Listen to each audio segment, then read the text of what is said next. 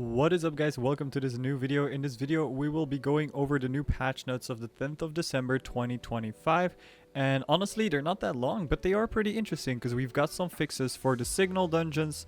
We've got a completely new wide range detector finally in the barter tree, and we have got an interesting announcement regarding the winter tree and the winter event. So, without further ado, let's get started. So, the patch notes start off with a little description as per usual. The first snowy week has flown by. During this time, we've learned to detect mysterious signals leading to the most difficult challenges, and this is just the beginning. Rumor has it that the bar has already taken on a special order to find the least radioactive Christmas tree in the entire area. By next week, the bar will transform, festive lights will begin to appear, and perhaps even mysterious gifts from the zone itself. Keep an eye on things as winter in the zone is just begun. So this confirms that next week, unfortunately not this week, but next week, the winter tree event will finally start. This is 1 week later than last year.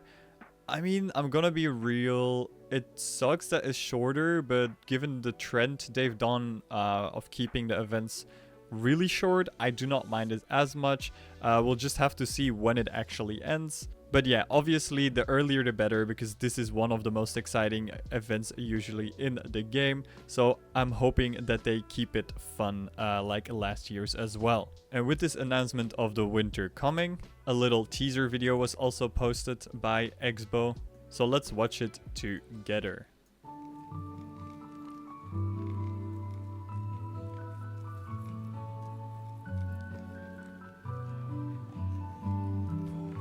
Yeah, I mean, it's a very short teaser. It's quite literally just the tree.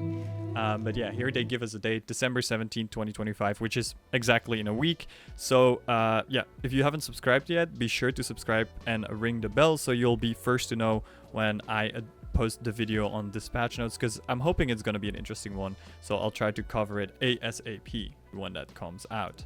Honestly, scrolling through slowly, it looks like it's the same, right? We have the snowman as well with the card. It has been confirmed as far as I know that the card is also coming back. So yeah, I'm a big fan of that. I hope we get some cool hideout items this season, because we get so little, right? They're not even in the battle pass anymore. So I'm hoping we get them from some reward here, maybe. We'll see. Then signal changes. Economics. The resource reward for purple and red bubbles has been increased by an average of 20%. They've significantly increased the reward for all resources for a signal from the master of the zone. And the signal spawns now appear 10% faster in the north and still waters. This is honestly pretty good, because it was okay-ish, but it was still pretty slow, and the resource reward was absolutely horrifying. Then also super interesting is the addition of the SAC 2. Added the option to exchange the SAC 1 for the SAC 2. Honestly, when I saw this first, the icon for the SAC 2, I thought it was like a missing texture. It looked like just a blank thing, but now I realize there's like black corners around it. It's just an interesting design. I don't know if it's final, we'll see. But yeah, so you can exchange your SAC 1 wide range detector for a SAC 2 one for 100 alpha group trackers, 150 beta group trackers, and 175 gamma group trackers. That's a lot. I'm not gonna lie, I remember grinding for the Buriat. That was horrifying getting that many signals. So I'm not sure how I feel about this. I'm not sure if I'm gonna grind this one.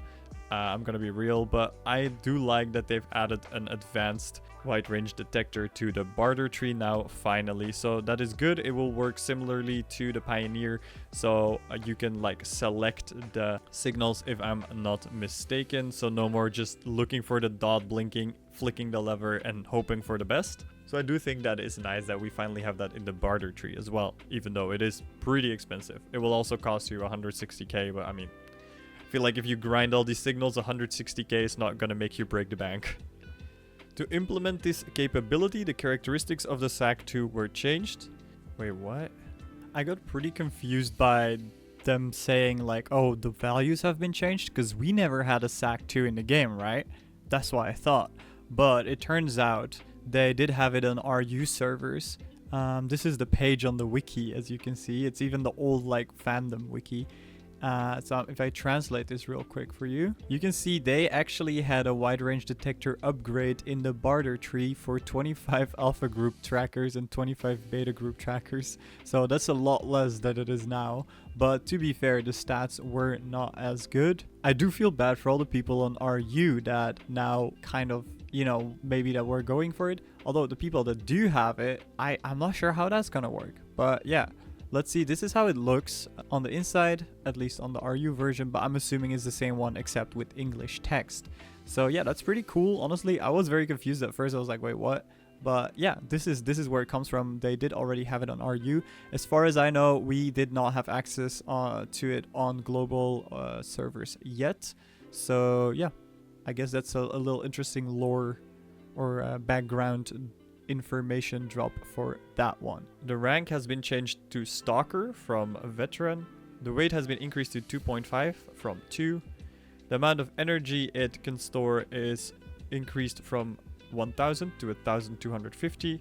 The energy consumption for Radius 1 scan is 40 instead of 25. For Radius 2, 70 instead of 40. And for Radius 3, 100 instead of 70. You can exchange it at the Signal Researcher, which is like this little icon, and this is the location in the bar, but obviously you have them at the faction bases as well. This is what the NPC looks like in the bar. Then Morse code. A unique Morse code was added to the bubble signal, so the signal dungeons. Yeah, that's a good change, because that it's just honestly kind of baffling that was missing in the first place. I feel like that's something that should have been there from the start, but hey, at least we have it now. So what is next? We continue to monitor player feedback and metrics, and we're currently actively discussing issues with the drop rate of the new signal weapon blueprints.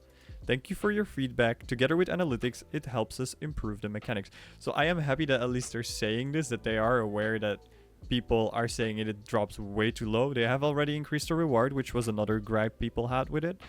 So honestly, I do think this is an overall positive trend, and I'm happy they're at least saying to listen to the community, and I feel like their actions in this regard for this specific change actually do signal that they are in fact listening, because they did buff the rewards and they are looking at maybe, I'm assuming, buffing the drop rate of the weapon blueprints. So we'll see about that.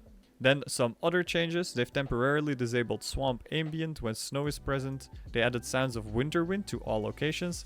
Changed the refresh time for Drossel's offers and delivery contracts. These offers now refresh at 5 AM server time. And they fixed the inability to use Arsenal art motifs on the SVCH, Inverter, and Chaytac M300. They also fixed multiple naming inconsistency bugs and corrected several minor localization bugs in all languages. Anyway, that was it for these patch notes. They were short but interesting nonetheless. Let me know what you think of the changes down below. What do you think of the new SAC scanner? Are you excited for the Tree and Winter event? Let me know down below. If you want to watch some more Stalcraft content, you can click here on the left for some gameplay content. Or you can click here on the right for a video that YouTube thinks you will like. Anyway, thanks for watching, and I'll see you in the zone, Stalkers.